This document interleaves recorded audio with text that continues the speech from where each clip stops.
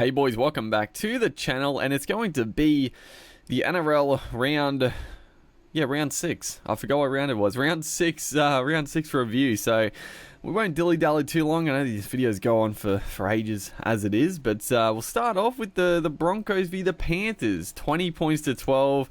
The Panthers getting the win here. But obviously, you know, you've got to be impressed with the Bronx here as a Broncos fan. We could have, you know, if a few things went our way in that game, if we had a little bit more confidence, we could have won this game. This was a game the Broncos could have won, but you know, and you can't really say. I think at the end of the day, the better team did end up winning. The Broncos had their chances, especially early. Turning point was the start of that second half. The Broncos, they had the Panthers rattled. Brian Toto, I remember, came up with a couple of errors from the high kick, and the Broncos, they had some really good chances, and they just dropped the ball, just cold drops, and that was sort of, wasn't necessarily where it lost them, but they could have taken a lead early in that second half and you know, try to go on with it, but not the way it ended up going. Yeah, and you sort of knew watching that game, the Panthers in their winning form, the Broncos in their losing form, and just the players. You just knew that the Panthers were going to clinch that victory. It was just gonna happen, unfortunately. But yeah, and I'll talk about the Broncos here, and this is, dude, that performance is what I want to see from the Broncos. Were they good in attack? Oh God, no. They showed okay signs at points, but their attack was very clunky. They didn't really get any good sweeping backline plays going on. It was just sort of the forward power that caused any sort of hassle. Their attacking play was pretty abysmal. But on the flip side, their aggression and their defense was a notch up, and that's what I want to see. I just want to see the Broncos come out and be aggressive, take it to the opposition forward pack, get them rattled, and you know, you use their energy in defense. I don't care if they don't score many points. I just want them to come out and belt other teams, because I mean, you look at the forward pack, dude. A couple of years ago, this was the best young forward pack coming through. And even now, it's still a strong, big forward pack. Matt Lodge actually dug in this game. I don't know where it's been for the start of the year, but he put in a good game here. Payne Haas is back. Pangai Jr. had a fucking just huge game. God, he's a good player. I gotta say, Alex Glenn, one player I was a little bit disappointed with, and I love Alex Glenn. He's been one of my favorite players for a long time, but I don't know. It pains me to say, but I think it's time for Glenn maybe to move back to the bench, or maybe the Broncos to let him go. Honestly, he's just not quite. I feel like he's fallen off a few tackles now. He's just not quite what he used to be. And I mean, it's what happens, I guess. But, you know, Pangai Jr. has to be a starting back rower, in my opinion. And I feel like, you know, Jordan Ricky, he hasn't been amazing, but I think he is the future other back rower coming through. So Alex Glenn, I love him, but I don't know. I think maybe it's time for him to move back to the bench. But Jake Turpin, outstanding. And again, I've been disappointed with Jake Turpin. He the opening few rounds, he just hasn't really been up and about. But this game, he was aggressive. This is what he showed a couple of years ago when he burst on. Last year, you know, he was pretty much out the whole season with injury, so it was a bit rough. And then this year, I was expecting big things, but this is the first game where he really stood up and put in. Like, he was belting them, and that's what I want to see, dude. This is the performance going forward. Just defensive aggression, and, you know, it rattles teams. The best teams in the comp do not like getting taken to. Any team does not like it when they're on the back foot in the forwards. So, you know, are the Broncos going to beat the best teams in the comp playing like that? Probably not, but they'll beat a lot of teams. They'll beat a lot of teams if they come with that sort of aggression and forward presence. Brody, Croft, and Tom Dearden. I got to say, Brody Croft was really good in defense as well. he was strong, but Kevin Walters has to make a decision. It's either got to be Tom Dearden or Croft. They both cannot be in the same team. It just doesn't work. They're both out and out halfbacks. Personally, I would go with Dearden and the 5'8". I'm not going to lie. I would love to see Carmichael Hunt come into 5'8". I think he would. I honestly think he would add a lot. And it's actually I'll probably make a video really going through the Broncos sort of discussion wise in a bit, so I won't harp on too long about that. So yeah, he's got to make a decision though. These two guys cannot play together. It just does not work. And then Corey Oates, dude, where has Corey Oates been for the start of the year? He was outstanding, and I honestly, dude, Corey Oates has been one of the best wingers going around for a long time. I don't know why. I don't even know why he was shifted to the back row. I don't know why he hasn't been playing. I mean, he is very underrated, in my opinion. He cops flack for a couple of errors and, defensively, sometimes the reads aren't great, but God, he's strong one-on-one. And you can say that about any winger. Any winger in any team can come up with some terrible decisions. But just his carries, he was huge. So yeah, Broncos were good. On the flip side, I'm not going to talk too much about the Panthers because we're going to be, this video is going to go on too long. But yeah, I think honestly, it's funny because I'm like, oh, so many Broncos players stood out, but the Panthers, not that many stood out, I guess. Obviously, Cleary was the one that I said he had a good game. But, guys like Luai, when you take it to them, they go missing. They go missing. Viliami Kikau, also Pengai just dominated him, honestly. Kikau got destroyed by Pengai. Wasn't a factor. So, yeah, I think the Broncos showed a lot of teams how you can beat the Panthers, and that's getting aggressive, and not the niggly shit that Canberra were doing last week, but actually taking it to their forward pack. But yeah, very impressed with the Broncos. Obviously didn't get the win, which is annoying. It would have been a great win to knock the smile off the Panthers' faces, but you got to be happy with that. And I just want to see it backed up. I want to see the Broncos back that up. They got the Eels. God, they got a tough run, the Broncos. Good God, they got a tough run. Next up, we have the Knights v the Sharks. So, wow, this game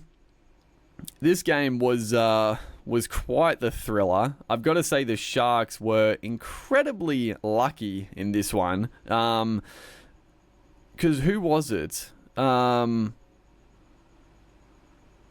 dude, I'm I can't remember. There's been so many games.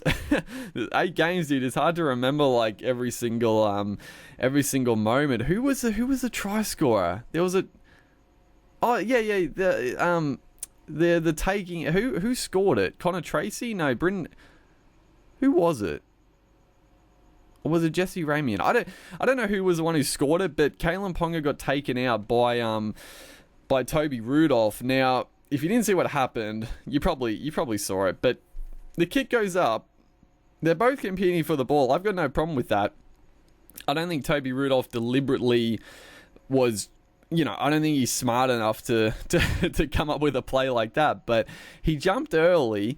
He knocked Ponga out of the contest before he had a chance to catch it, which then spilled out the back and someone scored it. I can't remember who, but they awarded it a try, and it was just like, what is happening? How is that a try? It was so baffling to me. Given the fact the ref called no try on the field, it was the bunker that overturned it, and it was so clear that it doesn't matter. I know some people, God, the absolute dregs of society, just absolute morons on Twitter. I don't know why I read comments on Twitter, dude, but there's so many people, because they hate Kalen Ponga on Twitter, dude. People hate Ponga, but because they don't like Ponga, they're like, oh, he's competing for the ball. It's try 100%. It's like, no, just because you're competing for the ball, you can't jump early and take someone out of the contest. It's just how the rule is. Otherwise, if players are smart enough, they could just look at the ball, put their arms up, jump early, take the fullback out, and just, have someone else coming through and take it. Like, it's just such a stupid decision, dude. So the Sharks were very lucky to be in this game, in my opinion. I think the Knights were far and away the better team. And I mean, Kalen Ponga was unbelievable. I think he got like 2 try assists. He obviously got a try at the end. He got 2 tries actually. Yeah, he was outstanding. He was sensational. That offload to, I think it was Barnett who scored. Man, he did some good things. And again, like I mentioned it before, but people hating on Ponga, so many people, and now people people also now saying that Tedesco is so overrated and terrible. It's so wild, dude. People are so weird. They're so weird. It's like Ponga is an incredibly good player, and he was outstanding. It's good to see Bradman Best back. Kurt Mann was pretty good. The forward pack was solid. I like Connor Watson at lock, and Barnett was strong again. But yeah, on the flip side, I mean the Sharks. I mean the Sharks almost won. Connor Tracy, he had to go to the wing. Yeah, a bit of a reshuffle there with injuries. So I mean the Sharks, I they're a bit of a rabble. I'm not going to go into the John Morris dilemma, but they got some injuries, they got some players out, so they're doing a good job to be in the contest. But I think the scoreline flatters them, in all honesty. I think the Knights were far and away better in that game. I think there was another... What was the other... I remember watching the game and I'm like... there was another moment. There was another moment where they got lucky with a call. I can't remember. It was nearing... I think it was one of those tries at the end. But yeah... The Sharks got some very, very fortunate calls in that game. What, dude? I can't remember. It was near the end of the game. But regardless, we'll move on here. The Storm v the Roosters. Now, Storm, it was fairly. I was fairly keen on the Storm here. The Roosters, they've been good without a lot of their key players. They also lost 2 of their front rowers, Takiaho and Hargraves, which, that's not good. You don't want to be losing 2 props in a game that you're already down on troops taking on the Storm. So it was a shocking first half. Oh, that's right. I almost forgot about this game.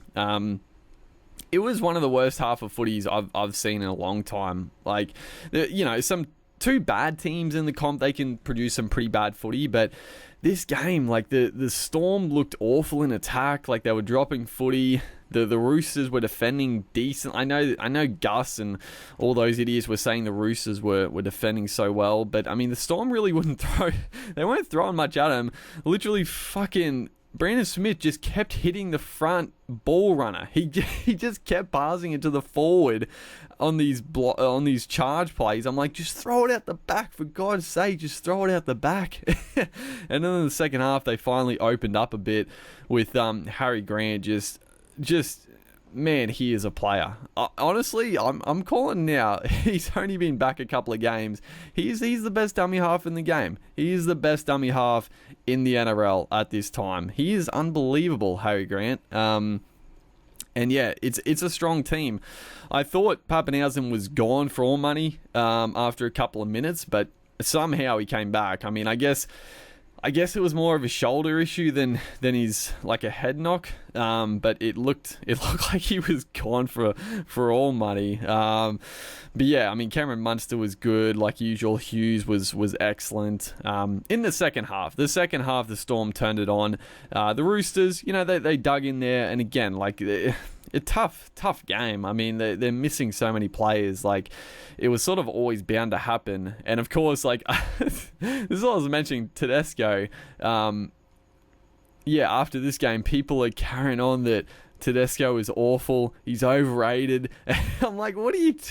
You're taking on the Storm, fully strength. They're missing 2 of their halves. They got a young kid, Sam Walker, who again was... Sam Walker, I mean, obviously didn't really...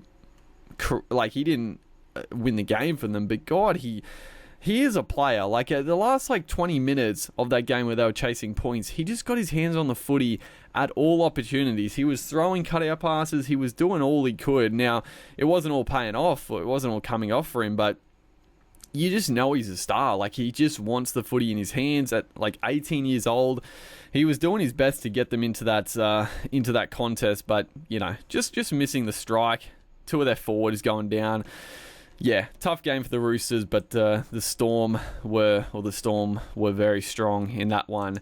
Now the Seagulls with the Titans. Now, I am I am not surprised by this at all. I'm not surprised at all, and this just further emphasizes my point where I have said numerous times that the Seagulls rely way too heavily on Tom Trbojevic. It is ridiculous how much they rely on Tom Trbojevic.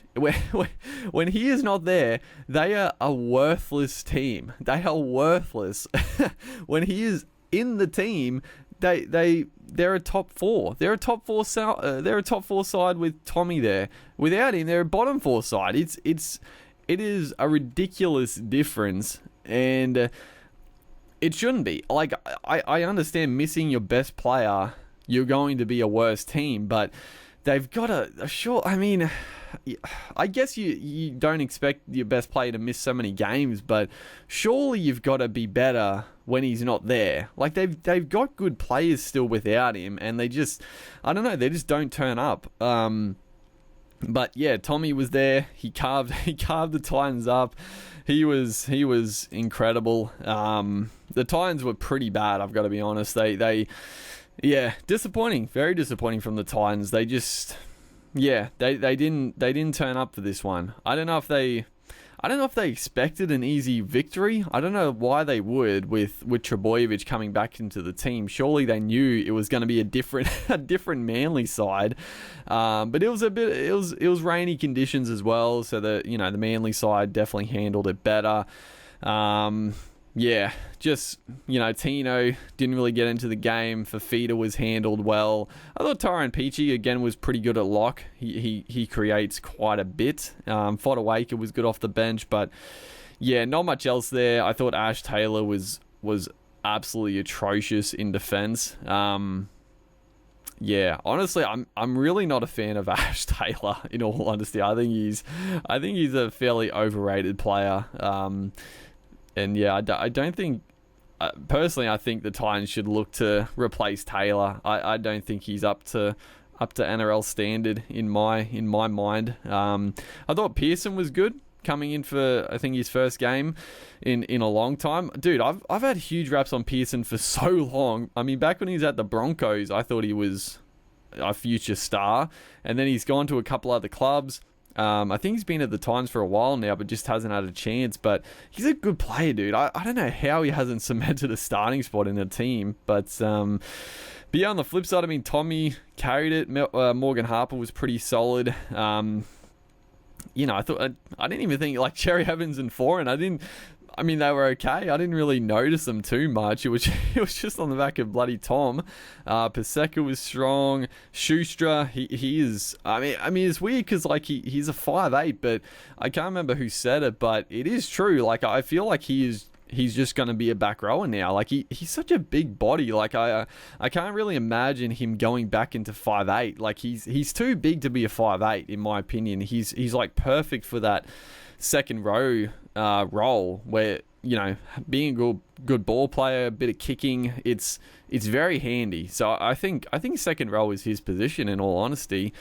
Jake was better, but again, he seems to only play good, or he's made to look a lot better when Tom Trbojevic is in the team.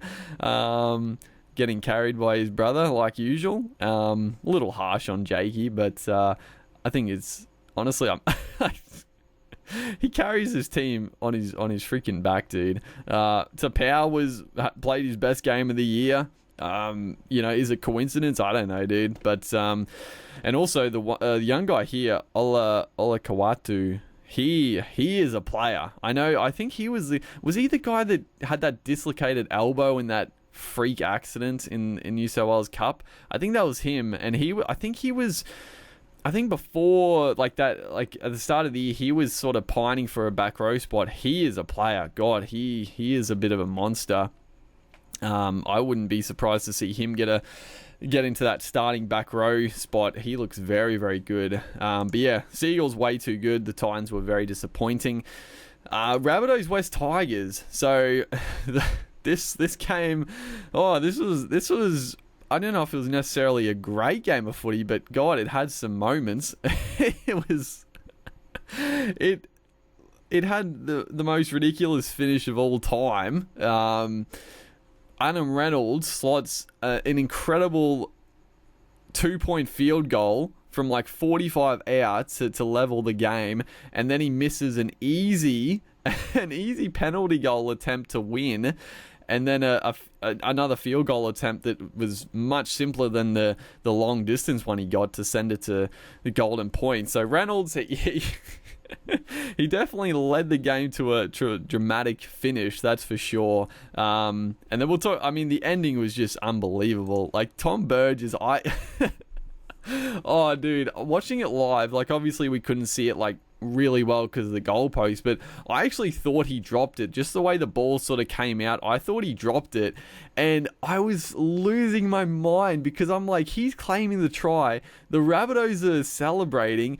Meanwhile, Luke Brooks has picked it up and raced 100 meters to score, and I was just losing it. And it would have been so good if he did drop it and the Tigers had won on the back of that, because it just would have been so good if he had claimed a try where he dropped it and all his teammates believed him and just let Brooks win the game. It would have been amazing, but he just got it down. Honestly, when they showed the first replay, I'm like, he's dropped it, but then they slowed it up and he just got it down. I mean, Burgess, not a guy you would bank the house on scoring that. He is, he's got hands like feet, old Burgess, but he got it down, and it was a dramatic finish. Latrell Mitchell being a grub like usual.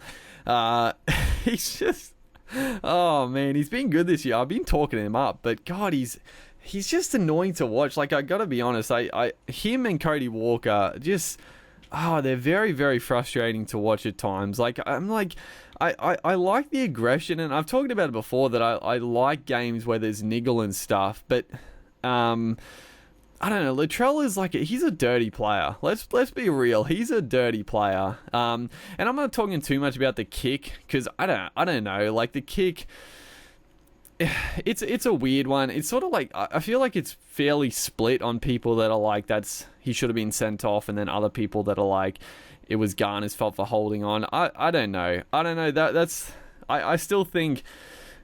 Yeah, Garner should have let go, but I mean Mitchell, I can't really defend him because the way he plays and the amount of other like dirty shots he takes, like he probably did try to kick him in the head. I'm not gonna lie, he probably did try to kick him. Like, that's just the type of player Mitchell is. So I don't know, it wasn't a good look, that's for sure. He's just lucky that he didn't like really connect with him. Otherwise he would be in some serious strife. But the worst one was the fucking elbow to Nofaluma. And there was another play, Nofaluma was like on the ground, and fucking Mitchell comes in like a missile, hits him in the head, like while he was on the ground, and Nofaluma, I was surprised he didn't actually go off for a head knock because he was a little bit dazed after that. I'm like, how is that not a penalty? He's just come in and just collected him like in the head, and then that it was a freakish try. It was one of the greatest tries, or one of the best tries of the season. Nofaluma with the kick back was a beauty, and then Mitchell just throws up the elbow, gets him right on the scon, and doesn't get sin binned. It's like, what is happening, dude? That was ridiculous. I don't know how Mitchell didn't get sin binned for that. It was an awful shot. Like, honestly, he should have even potentially been sent off. Like, high shots and stuff, most of them are accidents, but that was a blatant forearm elbow to the face of an opponent. Like, what is happening? I was shocked. And yeah, there was no ramification from it. They even looked at it. You could hear them on the mic. They're like, anything in the Mitchell incident, but nothing came, and now he's looking at like 4 weeks on the sideline. But yeah, weird. I don't know how he didn't get in trouble for that one. But regardless, it was a wild game. I think both teams. I don't know. I mean, yeah, the Rabbitohs definitely didn't play that well, but they did get the win. Cody Walker, didn't really see him too much. Mitchell was mainly just there for his grubbiness. He had a couple of nice touches. The forward pack, I thought Jacob Host was good. Jane Sewer put on a couple of rattlers. Cameron Murray scored a nice try. And then their bench was pretty good. And then the Tigers, Jake Simpkin making his debut was very good. I thought he was very impressive. It's funny, he looked a lot like, definitely not Harry Grant status yet, but he looked very similar to Harry Grant. So yeah, I said in the preview that he's been killing it in the lower grades, and yeah, he played the full 80 in his debut. Like that was a big effort from Simpkin, and still looked pretty dangerous with ball in hand. So yeah, the Tigers, I mean, they showed a lot more than they have. So I mean, that was good to see. You knew that was going to be a bounce back, but yeah, the Rabbitohs just a little bit too much class at the end, I guess. I mean, the Rabbitohs did their best to sort of lose it, but they got the win in the end there. Then we've got the Raiders v the Eels. So, geez, the Eels absolutely turned it on in this one. Yeah, their forward, ever since bloody Elliot Whitehead's come out and said they've got the best forward pack in the comp, they've been destroyed. So yeah, Whitehead, probably keep your mouth shut next time. But yeah, I thought a big loss again. Chance Nickel Clockstud. However he wants to pronounce now, I don't know, dude. But I mean, Caleb Aikens, he's a good fill-in. Like, I think any club would love to have him as a backup fullback. But massive loss with no Chance there.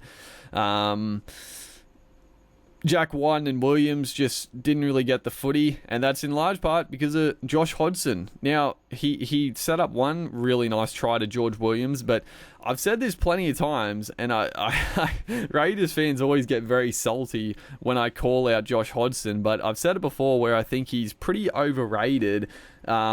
And he just tries too much. Like, it's good for a dummy half and any player to try and win the game. Like, you want them to put 100% in, but he just... And this is the thing with Hodgson. Like, he'll come out and have an absolute blinder. He will be the best player on the field by a country mile. And then he'll come out and have a shocker because he just does everything. He just... I mean, at times you just need him to pass it. Just pass the ball to White or Williams. Just give some quick service to your backs. But he's the one that always puts in kicks. He always tries a little sneaky charge over. Like he's always trying to do it by himself. And it just takes like their biggest weapon like White, and didn't see any footy at all. So yeah, Hodgson, I thought, he, like I said, he set up that one try, but other than that, like, he came up with some very, very poor plays, in my opinion. But yeah, that's sort of the way he plays. Like I said, he can come out and play some blinders, but yeah, other games, not so much. And then yeah, the rest of the team, I mean, yeah, their forward pack just got dominated. Even Josh Papali'i missing that initial tackle. Like, he had a good game regardless, but yeah, that first missed tackle sort of set the platform. And that man, Isaiah Papali'i, what the hell has happened to him? He's turned into one of the best back rowers in the game. Like, he burst into the scene at the Warriors. He was very touted as a great player.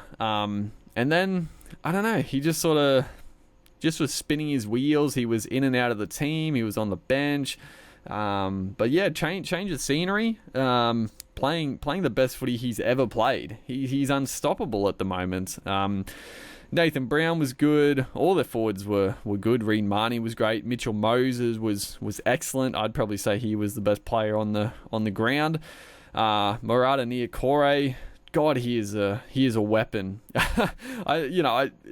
Center definitely isn't his best spot, but God, you'd hate to be an opposing center coming up against him. Like, you probably could get him for speed on the outside, but geez, one-on-one, you're going to cop it. You're going to cop it. And just his runs, man, he is... I really love watching him play. And I like him in the centers, but they probably would like him in the forwards at some stage. They just need Wanga Blake to get back, I guess. But he's doing a great job. He's doing a great job while he's there. But yeah, other than that, I mean, the Eels were very, very dominant in that one. Then the Dragons v Warriors. So I didn't actually get to see much of this game. So yeah, not too much else to say. I know Dufty came up with a couple of errors, couple of nice plays, but yeah, I think Nikorima sort of steered the ship in this one. I saw the end of the game, and it definitely felt like the Warriors were looking the stronger team, I would say. The Dragons had their chances, but yeah, the Warriors were good. The Warriors were good, and it's a good win. Against the high-flying Dragons. Yeah, the Warriors would definitely be happy with this one. Marcelo Montoya has been very good for them as well. Like, I know he copped it at the Bulldogs, but I've been impressed with his play. I know I said it last week as well, but yeah. Other than that, not too much else to say. I didn't get to see the full game there, so not too much else. And then the final game, the Cowboys Bulldogs. So some more drama in this one. I think the Cowboys were far and away the better team. I know the Dogs came. Well, I can't say they were far and away the better team because again, the Cowboys just cannot finish off games. Like it happened the week before with the Tigers. They almost lost that one, and they honestly almost lost this one to the Dogs with a man down. I don't know what's going on in the final 20 minutes of games. The Cowboys just switch off, and it's very annoying. The fact that the Cowboys have been rubbish for the last couple of years, and they've been getting flogged. I'm like, why? Why are they not? Why don't they have this killer instinct? Like, if surely you would think if you're a team that's been on the receiving end of big score lines, and then you get the chance to flip it, wouldn't you want to go on with it? Against the Tigers, they should have run up a score, and in this one, dude, the Dogs were awful. Obviously they came back well in that second half, but other than that, the Dogs were just atrocious. The Cowboys.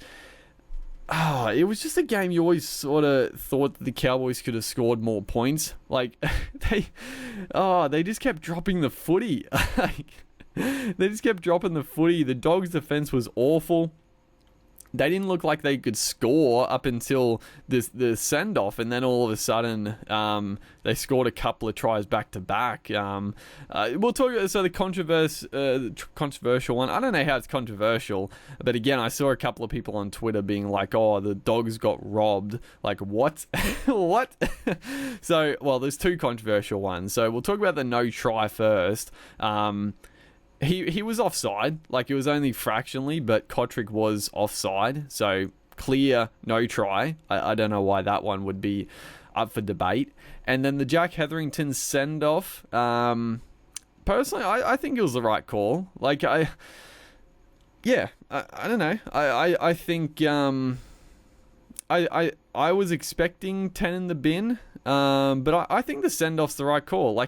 He was definitely wrong-footed, but he was going high. That was a full-on clothesline. It doesn't get much worse than that. Probably the Latrell Mitchell one was worse, the elbow to the face of an opponent, but I digress.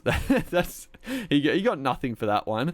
But I think the Hetherington deserved to be sent off for that. It was a bad high tackle. That's what the rule is for. So yeah, I don't think the Dogs were hard done by at all. If you don't want to get sent off, don't play like that. not don't play like that, but don't clothesline players, I guess. So yeah, other than that, I mean, Granville, I've given shit to Granville back in his day, but he was very good. I like him coming off the bench because he does add that spark, and if he's just on there to run the footy, that's handy. That's definitely handy. And yeah, pretty much other than that, Holmes was good, but he also came up with some silly errors. Like the Cowboys, every time they would get out to a good lead and they would look like they were going to go on with it, they would just come up with this silly error. They would let the Dogs back into it, and honestly, they did their best to lose this one again. Like, how? They look the far better team, but yeah, the Cowboys, I mean, they've won back-to-back now, but geez, they're making it hard on themselves when they should be going on with it. That's the disappointing thing. But yeah, that's the round 6 review. Hopefully, you guys are enjoying the real life footy videos. Make sure to like and comment, and I'll see you guys in the next one.